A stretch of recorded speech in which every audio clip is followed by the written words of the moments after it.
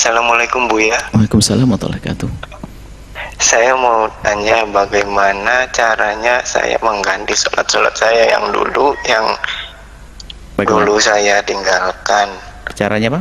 Mengganti. Bagaimana caranya menggantikan sholat saya yang dulu yang pernah saya tinggalkan? Apakah boleh saya mengkodonya 2 kali sampai 3 kali dalam, misalkan dalam sholat maghrib, habis sholat maghrib sholat kodonya 2 kali boleh? Baik. Apa tidak? Begitu saja. Terima kasih. Assalamualaikum warahmatullahi wabarakatuh. Waalaikumsalam warahmatullahi wabarakatuh. Baik. Mengqadha salat. Kalau ada orang punya salat yang ditinggalkan setelah akil balik, maka dia harus diqadha. Adapun cara mengqadha itu tidak harus salat isya diqadha waktu isya. Utang salat isya bisa Anda qadha waktu zuhur. Bahkan bisa Anda qadha pagi, siang, malam, terserah, bebas. Membayar ya bebas. Jadi utang salat maghrib tidak harus dibayar waktu maghrib. Kemudian apakah misalnya waktu maghrib saya punya utang maghrib, saya double 2, jangan gua sampai 10-50 pun boleh, enggak ada masalah. Jadi namanya bayar utang bebas. Anda sholat maghrib, kemudian sholat maghrib lagi, mau utang boleh. Hanya mungkin yang paling enak adalah Anda perkirakan, saya target 3 bulan harus tuntas deh. Ya 3 bulan ini Anda kalikan, Anda bagi dengan 5 waktu, utangnya Anda berapa, Anda bagi. Jadi begini, setiap habis sholat Anda sholat lagi.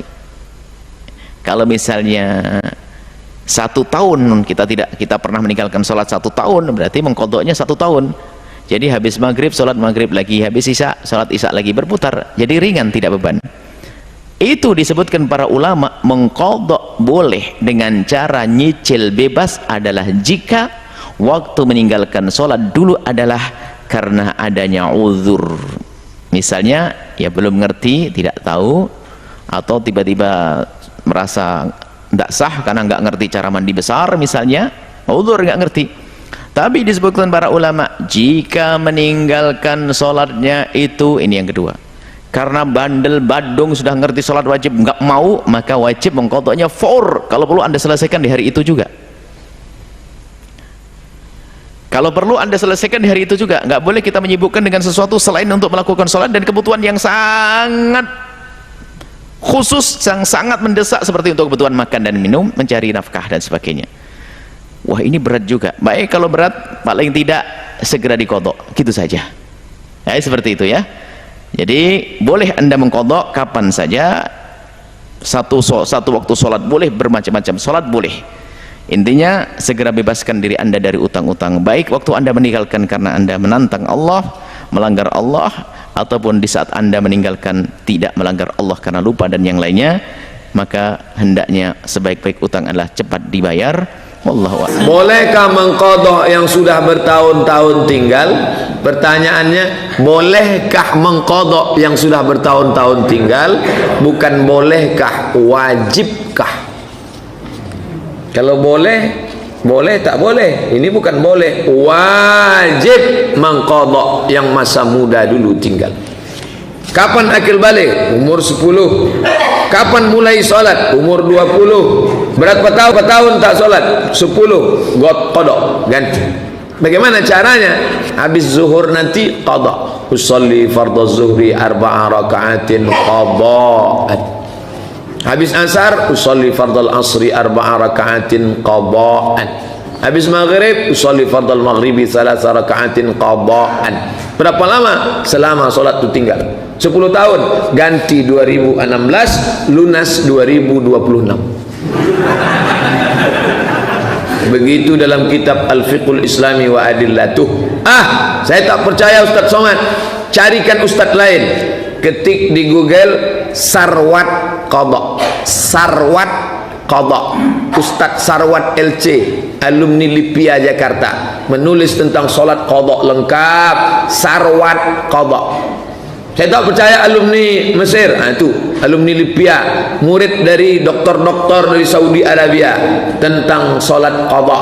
Wajib diqadha. Sholat menurut 4 mazhab Hanafi, Maliki, Syafi'i, Hambali. Saya menyampaikan salat qadha ini sudah lama. Pertama kali pulang saya sampaikan di Masjid Akramun Nas. Difitnah orang saya. Dia ngomong di radio, kata dia somat itu sesat, menyampaikan hadis palsu. Datang jamaah ngasih rekamannya ke saya MP3. Coba Ustaz dengar baik-baik. Somat itu sesat. Menyampaikan, saya tak mau berkelahi. Saya tulis makalah lebih kurang 50 halaman. Saya beri ke Dr. Saidul Amin, pimpinan Muhammadiyah. Ustaz, nih kasih ke orang, namanya tak boleh sebut, menjaga kode etik jurnalistik. Kasih kesimpulan, ini rekaman MP3 dia sudah mengatakan saya sesat. Kalau saya jahat, saya pekarakan dia ini. Bisa dia ini. Saya poldakan bisa dia ini. Tapi saya tak mau, ini cerita Ustaz sama Ustaz. Saya mau dudukkan sama dia. Nih, sudah saya kasih setahun yang lalu, sampai sekarang tak ada jawaban. La salam wala kalam. Saya lengkap dalil-dalilnya menurut 4 mazhab Hanafi, Maliki, Syafi'i, Hambali tentang qadha, wajib diganti yang qadha lewat. Tapi bagi yang muda-muda, anak muda, jangan gara-gara qadha ini makanya Ustaz tak mau membahas qadha.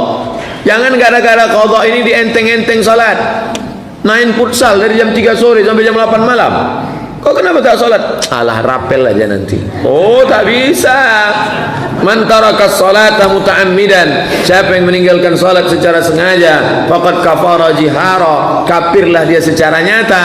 Tapi yang sudah lewat tinggal lama-lama itu wajib diqadha, la kafarata laha illa dzalik. Tidak ada yang bisa menebusnya kecuali salat itu sendiri.